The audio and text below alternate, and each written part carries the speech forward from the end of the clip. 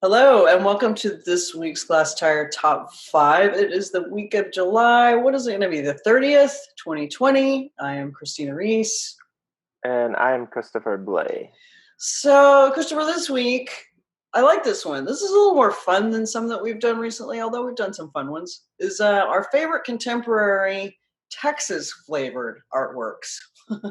Art that is sprinkled with Texas, and it's unmistakably Texas. And of course, there's historical art that is so heavily associated with Texas, including like bluebonnet paintings and anything by Remington. But we're going to do contemporary stuff. It's kind of a mix of like some things that we would almost say happily fall into the category of kitsch.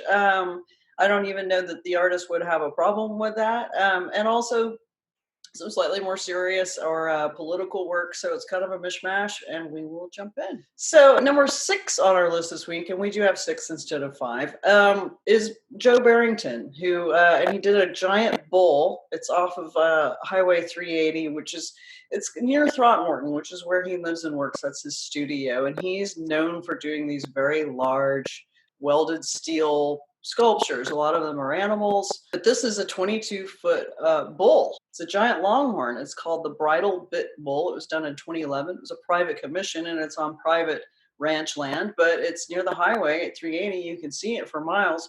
We could have put it in last week's top 5 about the best art you can see from the open road, and we held it back for this because it's so Texan. There's nothing more Texan than a longhorn that you can see from the road. Number 5 is Marshall Harris Roundup. It's a giant drawing of a saddle that won him the 2013 hunting prize. It is sort of a good place to start the most Texas art, because what can be more Texan than a saddle? And in other places in his work, like giant drawings of a 6-shooter. If you come to Texas and you're looking at art, if you haven't seen all the other stuff that we have, the thing you might point to is where are the cowboy hats and where are the saddles, and this is where it is. Yeah. And number 4 is Dennis Blagg's painting called Passover.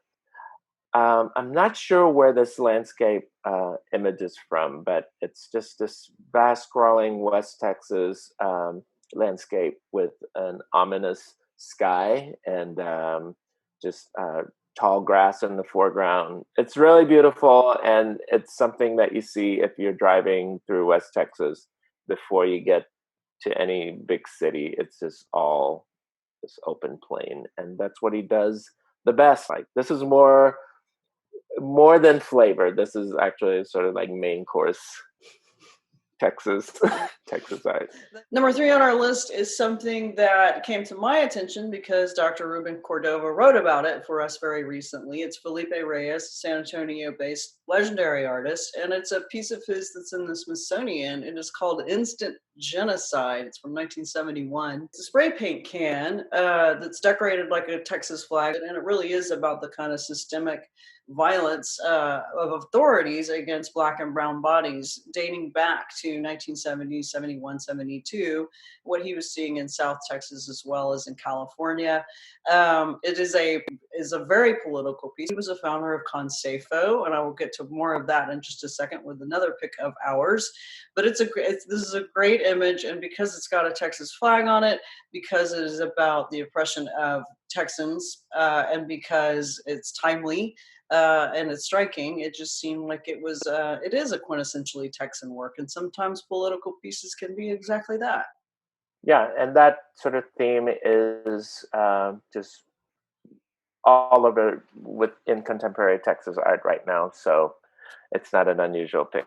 Which leads us directly to number 2, which is Mel Cass, another San Antonio artist, another Consafo leader and founder. This piece is from 1969. It's one of his Humanscapes, which is the series of works that he's done over the years that he's probably most well known for. And this is a bluebonnet painting. Hooray for bluebonnets. We had to get a bluebonnet painting, and I was like, what's a good contemporary version of this? And this is exactly what this is. It's it's kind of like a schematic of a bluebonnet and the painting of a field of bluebonnets underneath it. But we needed to do a really good, clever callback to bluebonnets somehow on this list, and of course leave it to Mel Cass to deliver. This painting belongs to San Antonio Museum of Art. That brings us to number 1 on the list. It is Brian Keith Jones's Meanwhile in Texas. Brian Keith Jones is one part of the duo Chuck and George. They've been making work about big techs going up in flames since 2012 when it happened. And this work has taken on multiple forms. Their prints, their paintings, their videos. There's a contest to sort of reinterpret the thing. It's on the state fairgrounds at the State Fair of Texas, and it's art derived from Big Tex, the iconic Texan that sort of guards the state fairgrounds. There are so many Texas artists who've somehow hit upon the tropes and themes and philosophy of Texas. This is just the tip of the iceberg, as we say. You can do some exploration yourself, and if we've left some of your favorite things off the list, we hope that you will let us know. And with that, we say see some art. See some art.